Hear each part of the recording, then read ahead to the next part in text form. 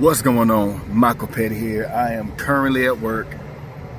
I'm on lunch, so I'm not cutting the video during work hours, right? But there's something I was thinking about the other day, and I don't really think that people understand the concept of just making one sale or two sales a month, like the impact that can actually make, right? If you are in, position, if you are positioned right, okay? And the idea that I was thinking about was, instead of going after $10,000 per month, what if you just made one $2,000 sale a month?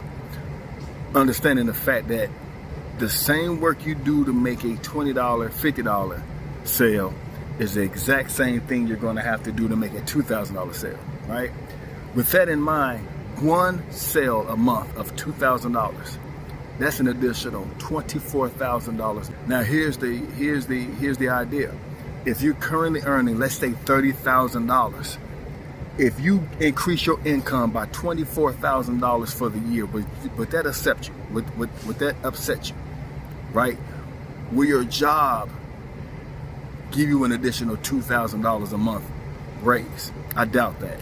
So it's all about positioning. It's all about building your skill set and aligning yourself with a company and with people that can help you do that, right? So my name is Michael Petty. See you in the next video.